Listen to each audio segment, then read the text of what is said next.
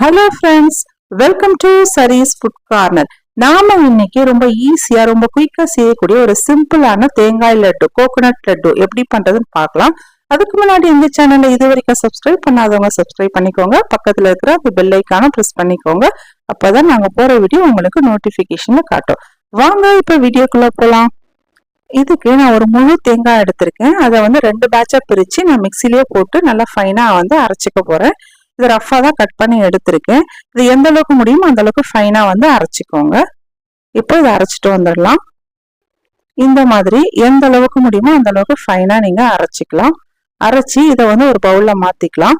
இந்த மாதிரி அரைச்ச தேங்காய் வந்து நான் ஒரு 3 கப் அளவுக்கு எடுக்கிறேன். அரைச்சதுக்கு அப்புறமா நீங்க வந்து அளந்துக்கோங்க. ஒரு 3 கப் அளவுக்கு அரைச்ச தேங்காய் எடுத்துக்கிறேன். இதுக்கு நாம வெல்லம் வந்து 1.25 கப் அளவுக்கு வெல்லம் எடுத்துக்கலாம். 1.25 இருந்து 2 கப் அளவுக்கு வரைக்கும் நீங்க வெல்லம் எடுத்துக்கலாம். இதுக்கு ஒரு 1/4 கப் அளவுக்கு தண்ணி சேர்த்து வெல்லம் நல்லா கரைச்சிக்கலாம். வெல்லம் 1.25 கப் அளவுக்கு நான் எடுத்திருக்கேன். 1/4 கப் அளவுக்கு தண்ணி சேர்த்து நல்லா கரைச்சிருக்கேன். கரைச்சிட்டு இந்த மாதிரி நல்லா மிக்ஸ் பண்ணிக்கோங்க, அடி பிடிக்காம. இது ஒரு கம்பி பதம் வர அளவுக்கு நம்ம வந்து பாகுபதம் எடுக்கணும். இப்ப பாருங்க, நல்லா வெல்லம் நல்லா வந்து கொதிச்சிருச்சு. இப்ப பாருங்க, இந்த மாதிரி ஒரு கம்பி பதம் வர அளவுக்கு நீங்க வந்து பாகு எடுத்துக்கோங்க.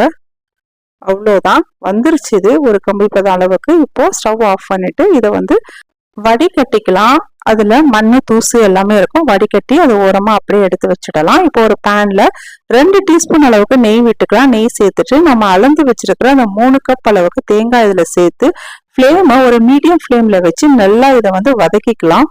தேங்காயில இருக்கிற அந்த ஈரப்பதம் எல்லாமே போற அளவுக்கு நல்லா வந்து வதக்கிக்கோங்க. இந்த மாதிரி தேங்காய் எடுத்து கையில வந்து போடும்போது நல்லா மணல் மாதிரி கீழே கொட்டுற அளவுக்கு நல்லா வதக்கிக்கோங்க.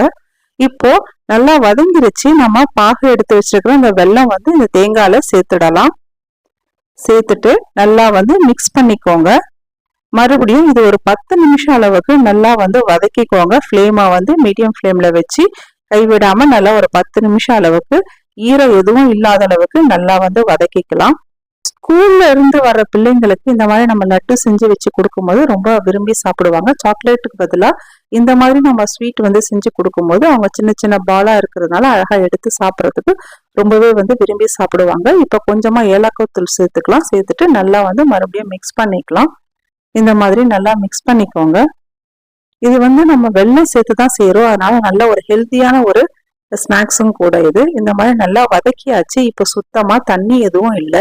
இப்போ நம்ம வந்து இது ஸ்டவ் ஆஃப் பண்ணிட வேண்டியதுதான். நல்லா ரெடி ஆயிடுச்சு. இது ஸ்டவ் ஆஃப் பண்ணியாச்சு. இப்போ கையில கொஞ்சமா நெய் தடவிட்டு இதை ஒரு சின்ன சின்ன பாலா நம்ம வந்து பிடிச்சிக்கலாம்.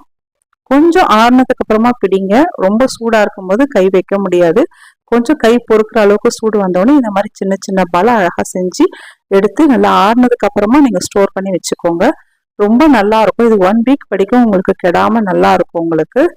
இதே மாதிரி எல்லா பாலுமே இதே மாதிரி செஞ்சு எடுத்து வச்சுக்கோங்க.